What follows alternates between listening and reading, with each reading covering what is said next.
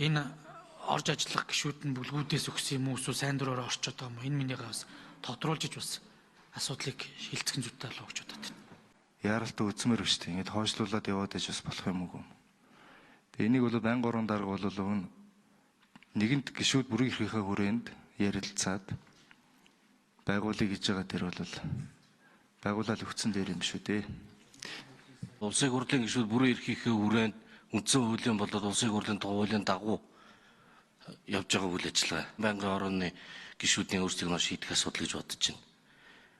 Энд бодлуудны хайхтар намын бүлгээр яриад байх тийм улс төрийн шин чанартай асуудал бол байхгүй шүү дээ. Орцсон байгаа тэр ажлын хэсэгт хин орж болох вэ гэд нөгөө 25 гишүүдээс гар үсэг зурс айл намын хүмүүс байгаа. За ерөнхий хяналтын сонсголын тов тогтоох, сонсголт даргалагчийг сонгох тухай байнгын орооны тогтоолын төслийг батлая гэсэн томьёолоор санал хураалт явуулъя. За санал хураалт. За 18 гишүүнээс 8 гишүүн дэмжиж 44.4% саналаар тогтоолын төсөл дэмжигдсэнгүй.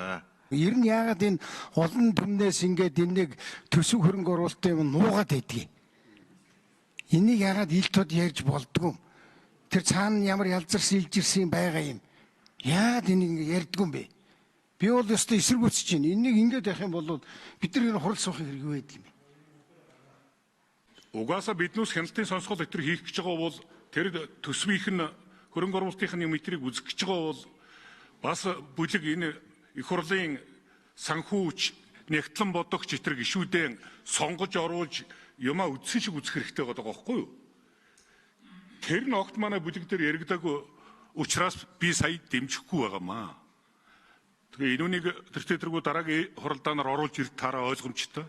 Тэр хүрээнд нь харин манайх бэлтгэлээ хангаж орох бүрэлдэхүүн тэр ажлын хэсэгт орох бүрэлдэхүүн итрээ тогтож оруулж ирье. Ерөнхий хяналтын сонсгол эсвэл нийслэлийн төсөвтэй эсвэл туулын хурдны замны холбоотой бас нэг мэдээлэл авчи. Яахлаар танд ингээд дандаа иргэдийн мэдэх хэрэг, сонсох хэрэг.